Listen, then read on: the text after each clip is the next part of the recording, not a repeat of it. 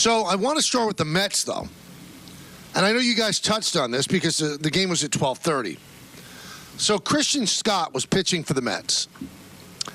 And the Mets really want to win that game because it gives them 3 out of 4 in Pittsburgh, makes them 5-3 in the 8 games against the Nationals and Pirates.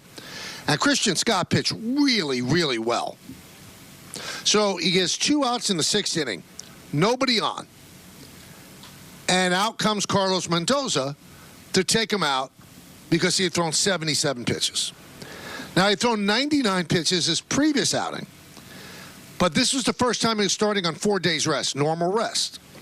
So the organization decided limit 75.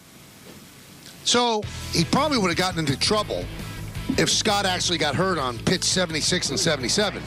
But you think a guy like Carlos Mendoza, a smart baseball man, who knows that every single win is important for the Mets in their pursuit of a wild card, would have taken out a youngster who was dealing like that out of a baseball decision?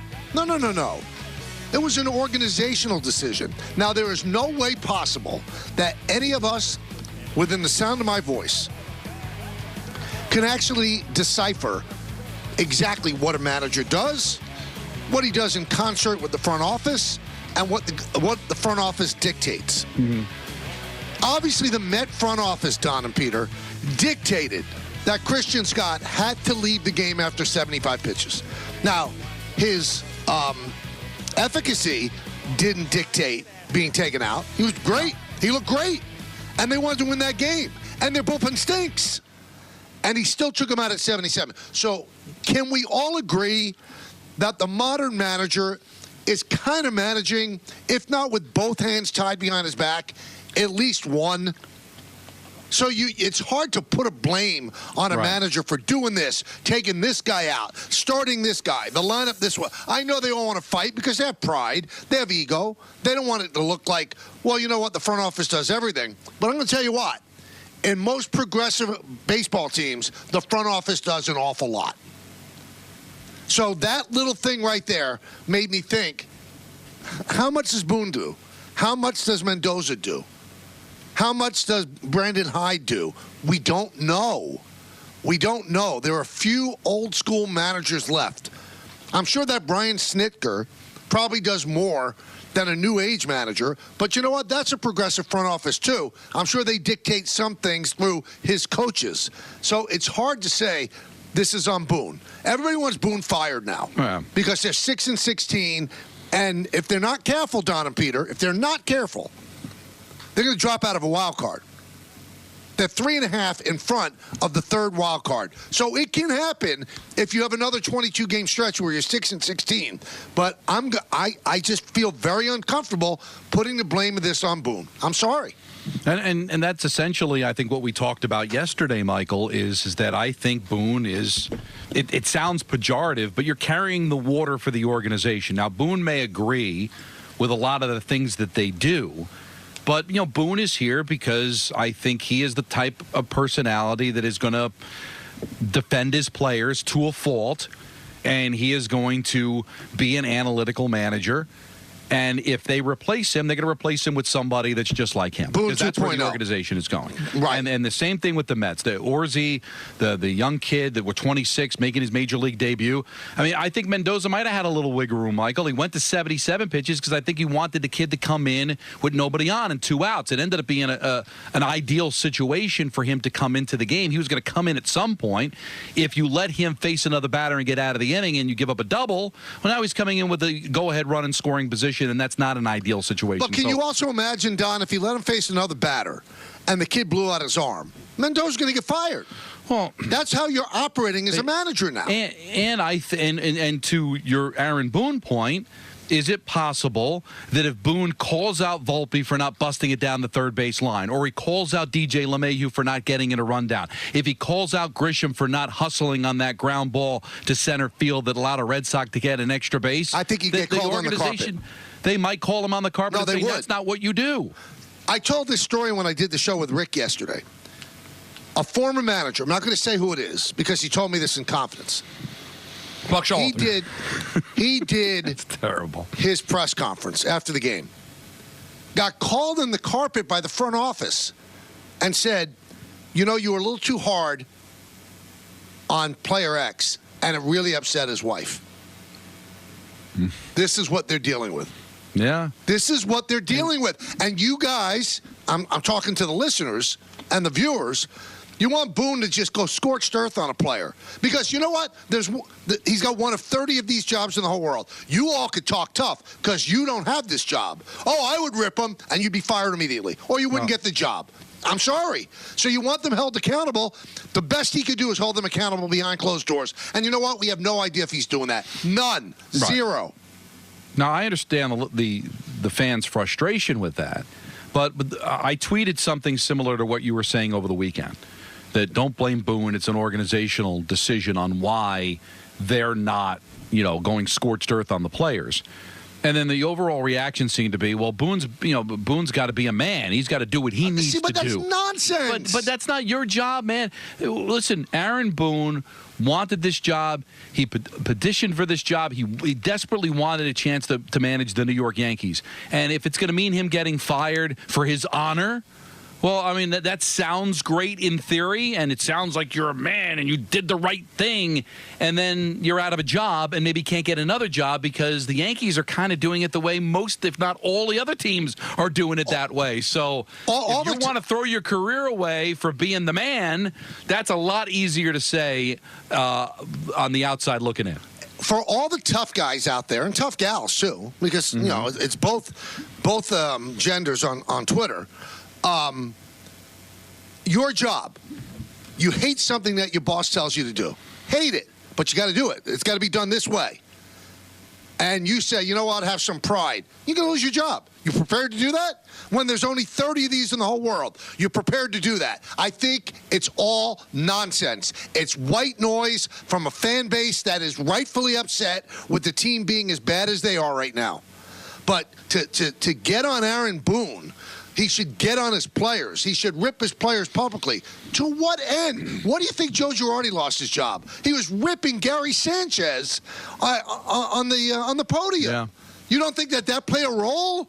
I think Joe Girardi, Don, took the Yankees to the 7th game of the ALCS. They were a couple outs away from going to the World Series and got fired the next day. Not because he's a bad manager. He wasn't doing things the way they wanted him to do it. Period. And it'd be one thing, Michael, if like half of the organizations ran it one way and the other half ran it the way the Yankees do, and you had choices. I mean, you're talking yourself out of baseball. This is the way it's being done now. It's a shame. And he doesn't have the credentials like a Bruce Bochy, who's got 3 rings and 5 World Series appearances, or 4 rings and 5 World Series appearances, where maybe you might have the ability to bark back at the organization. It's a really tough spot to be in. But at the same time, Michael, then who can we criticize? Because if we're going to let Boone up, and I agree with you, not because we like him, but because I think managers are basically almost puppets now, then the criticism has to be directed somewhere. I don't know. That's what's so frustrating to fans. We don't know where to direct it. We don't know what analytic guy said to take out Christian Scott. We have no idea who that is.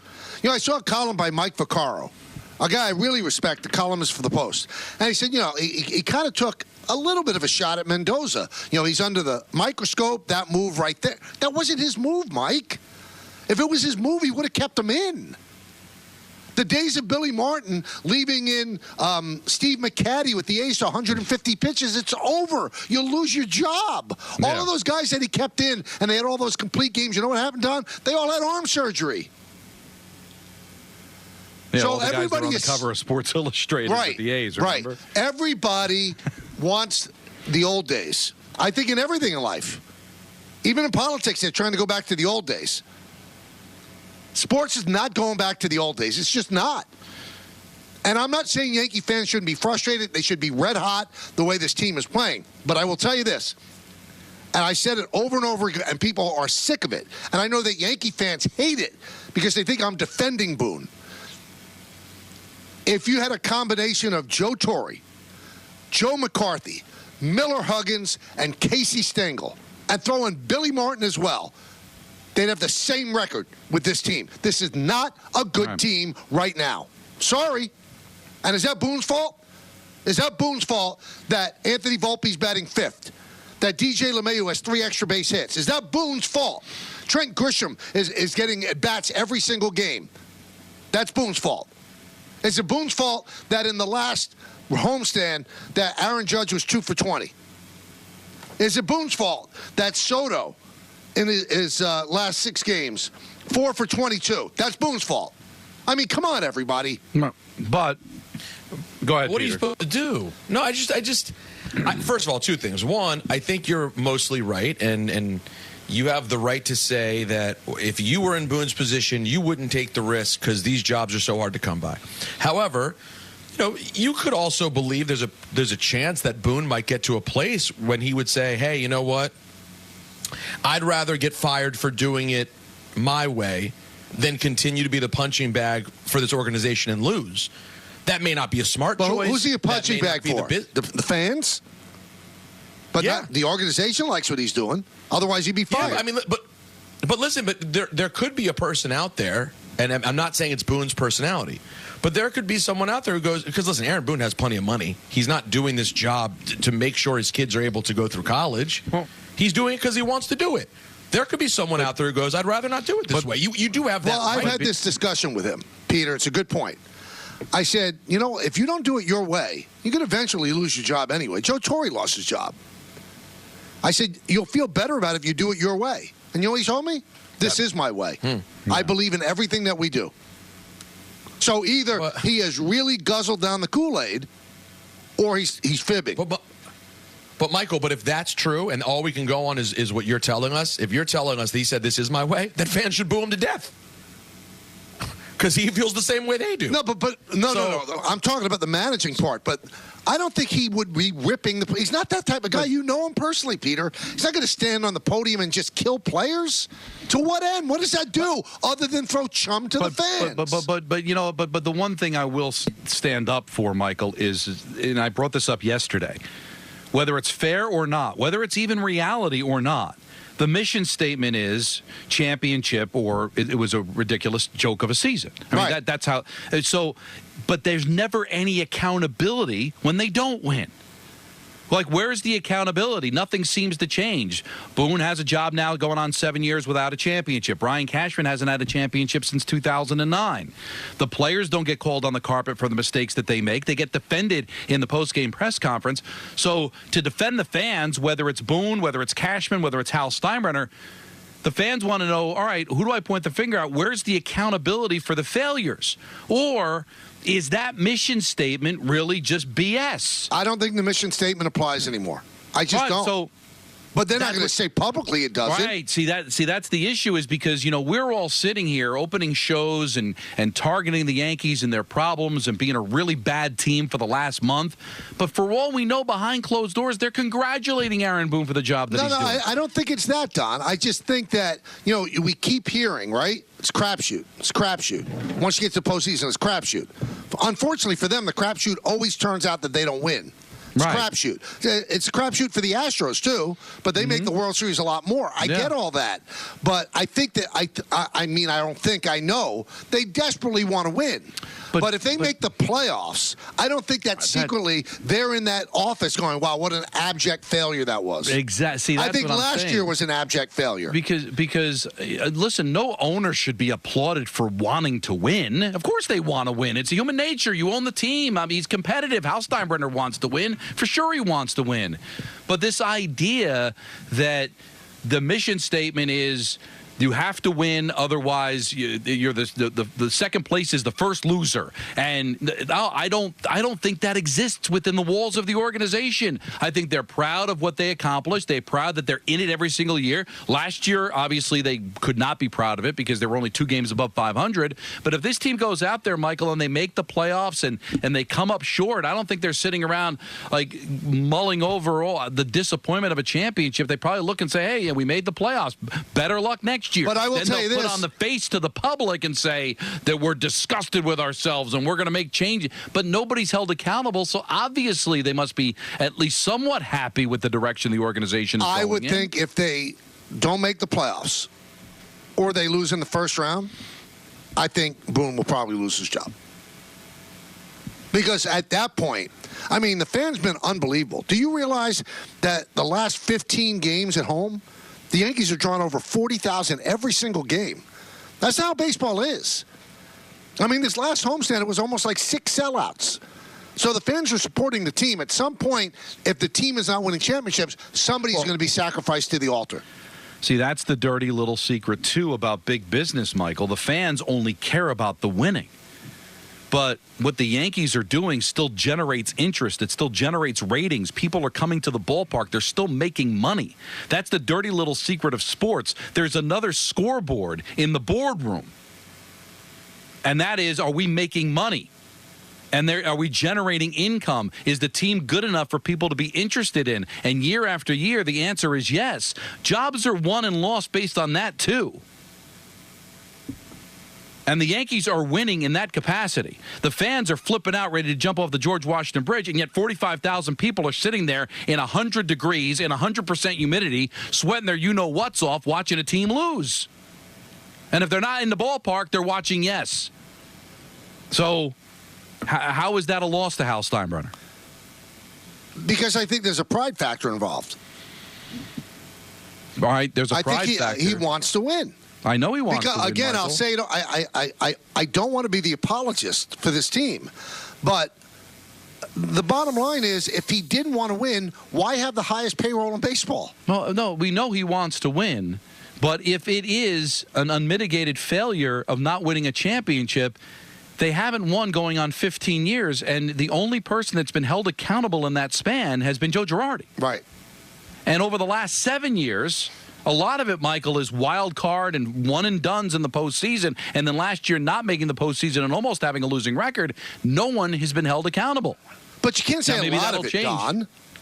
I mean, they've been to 3 American League Championship Series in the last 7 years, so it's not a lot where it's one and done. Well, but there's been a lot of losing in the wild card to the Red Sox, but not a lot. I mean, 3 out of the last 7 years they went to the American League Championship Series. I understand.